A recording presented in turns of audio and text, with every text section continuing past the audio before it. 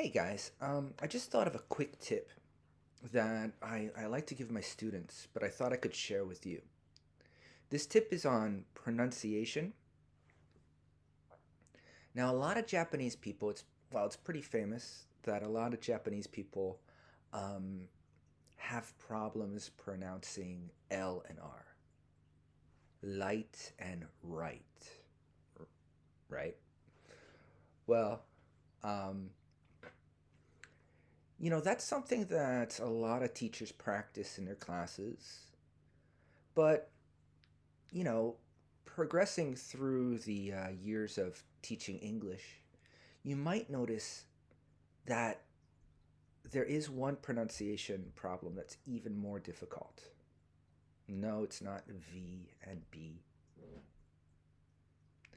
it's Y and E. Okay, so 2023, year. Okay, year. Ear, ear, year, ear, year, ear. Can you even hear the difference? I mean, if you're Japanese, native speakers can hear it very easily. Once more, year, ear. Well, this is kind of tough. This is a hard one to pronounce. I had to get my notebook. I just realized that I worked with this on a student uh, over the weekend. I just remembered that. And there's a progression that you can use. Okay? U. U is a very strong Y letter, right? So if you go you, yes, yeah, year, and then go over to the word ear,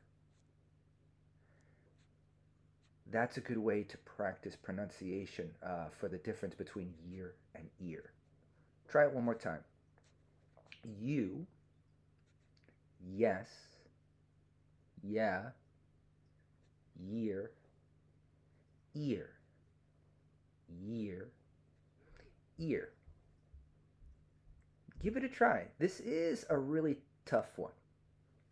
And one more tip, okay? AI is really good. AI is very good for pronunciation practice. Siri, okay? If you use Siri or something similar, you can check your pronunciation very easily.